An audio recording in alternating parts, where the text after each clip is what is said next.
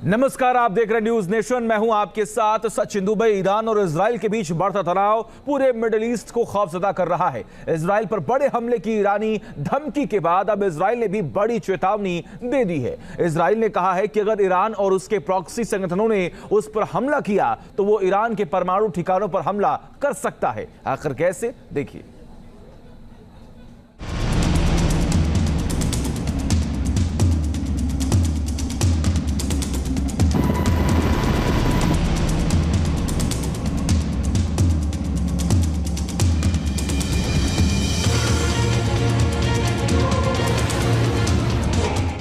Iran के सर्वनाश वाले प्लान का पूरा सच।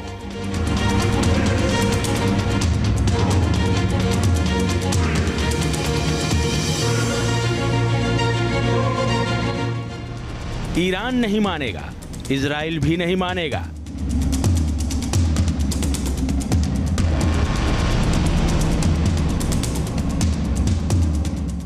और पक्की बात है कि अमेरिका बिल्कुल भी नहीं मानेगा।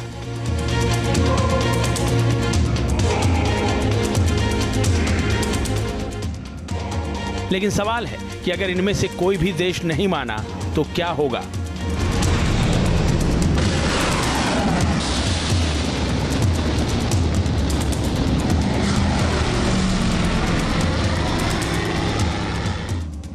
क्या होगा मिडिल ईस्ट में?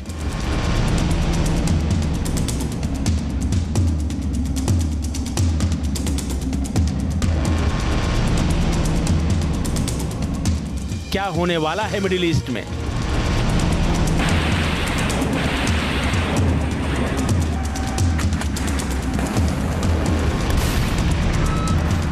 और क्या हो सकता है मिडिल ईस्ट में?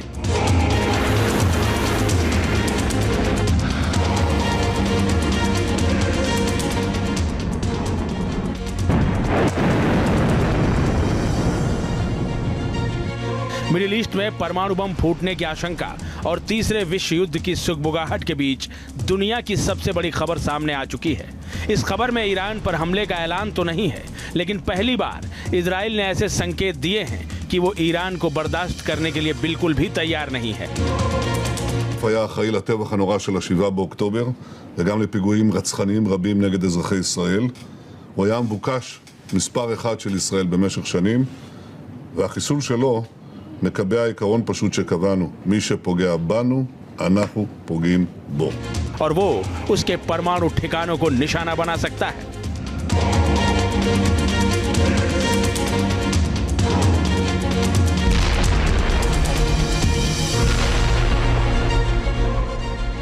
नेतन्याहू के ऐसे तेवर देख मिडिल ईस्ट में बेचैनी बढ़ गई है। आशंका जताई जाने लगी है कि कहीं मिडिल ईस्ट में बहुत बड़ा युद्ध तो नहीं होने वाला है।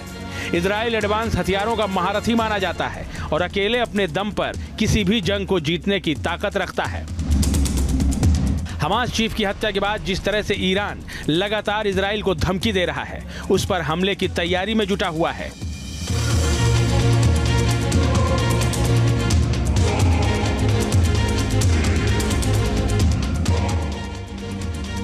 उसे देखते हुए अमेरिका को भी लगने लगा है कि अगर इजराइल की मदद नहीं की गई तो ईरान उसका वजूद मिटा सकता है। ईरान से जो खबरें आ रही हैं, उसे देखते हुए अमेरिका मिडिल ईस्ट में इजराइल की ढाल बनकर खड़ा हो गया है। समंदर में उसने अपने सभी बाहुबलियों को उतार दिया है।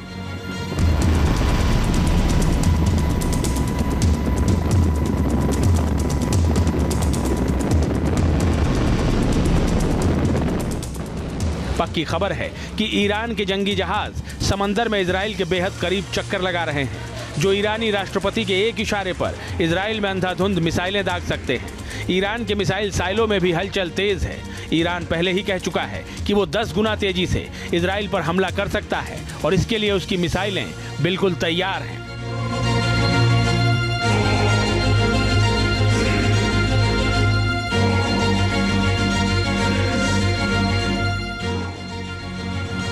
ऐसे में इजराइल ने भी अपना प्लान तैयार कर लिया है। वो ईरान को उसी की भाषा में जवाब देने की तैयारी कर चुका है। बल्कि ये कहें कि वो एक कदम आगे बढ़कर ईरान में तबाही की नई कहानी लिखने की ठान चुका है। अगर ईरान ने हमला किया तो इजराइल 2 चरणों में जवाब दे सकता है।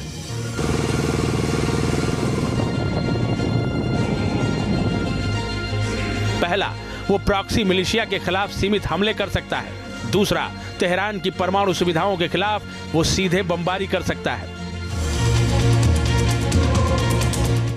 पिछले महीने तेल अवीव के खिलाफ ईरान के ड्रोन हमले के जवाब में यमन के हुदैदा बंदरगाह शहर पर हुआ इजरायली हमला इस बात की गवाही देता है कि इजराइल किस कदर तबाही मचाने की क्षमता रखता है। तो अगर ईरान डायरेक्टली इस युद्ध में इन्वॉल्व होता है तो इजराइल डेफिनेटली उसके न्यूक्लियर प्लान को सबोटाज करेगा और न्यूक्लियर इंस्टॉलेशन को तहस नहस करेगा।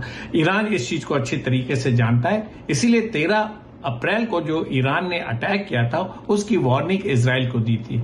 इसके एवज में इजराइल ने देखिए एक टोकन स्ट्राइक किया था जो उसके न्यूक्लियर इंस्टॉलेशन के आसपास उसके बैलिस्टिक मिसाइल गिरे थे। तो उसने बताया कि आपके न्यूक्लियर इंस्टॉलेशन हमारे टारगेट पे हैं, अगर ऐसा समय आया तो वो उसको जरूर बर्बाद करेगा।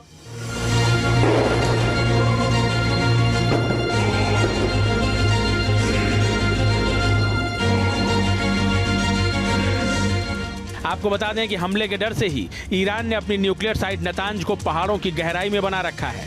ऐसा करने के पीछे ईरान का मकसद साफ है कि वो दुश्मन के हमलों से अपनी न्यूक्लियर साइट को बचाना चाहता है। यही वजह है कि जो उसने न्यूक्लियर साइट बनाने के लिए ईरान और इराक के बीच मौजूद सबसे बड़ी पर्वतमाला को चुना। साल 2023 में ली गई सैटेलाइट तस्वीरों से खुलासा हुआ था कि नतांज में ईरान की न्यूक्लियर साइट सुरंगों में बनाई गई है। ये सुरंगें 260 फीट से लेकर 328 फीट तक गहरी हैं। इस भूमिगत न्यूक्लियर साइट में दाखिल होने के लिए 4 गेट बने हुए हैं। इन सभी को इस तरह से डिजाइन किया गया है कि इजराइल का बड़े से बड़ा बम भी इन पर नाकाम हो जाए।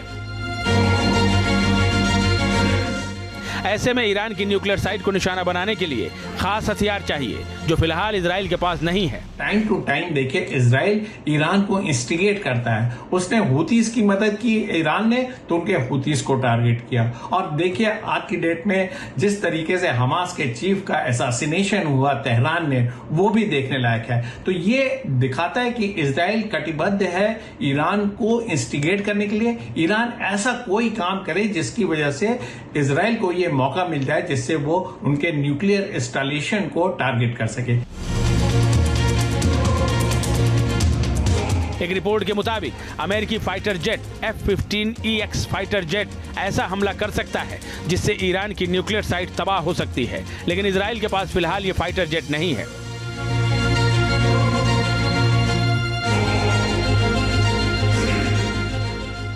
इजराइल के पास F-35 फाइटर जेट है, दूसरा फाइटर जेट F-16 फाल्कन है और तीसरा fighter jet F-15 strike eagle है।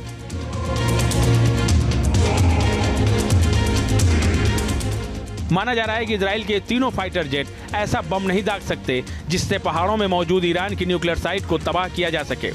डिफेंस एक्सपर्ट्स के मुताबिक इस तरह के कंस्ट्रक्शन को सिर्फ GBU-57 बम की मदद से ही तोड़ा जा सकता है, लेकिन इजराइल के पास ऐसा कोई फाइटर जेट नहीं है जो इतने भारी भरकम बम को दाग सके। लिहाजा इजराइल ने अमेरिका से F-15EX फाइटर जेट की डिमांड की है, क्योंकि आसमानी मोर्चे का यही वो योद्धा है जो GBU-57 बम को दाग सकता है। इजराइल ने जिस तरह GBU-57 बम गिराने के लिए अमेरिका से F-15EX की डिमांड की है, इसी के बाद ये कयास लगने लगे हैं कि इजराइल ईरान को करारा सबक सिखाने का मन बना चुका है और वो उसके परमाणु ठिकाने पर हमला कर सकता है। Team news nation.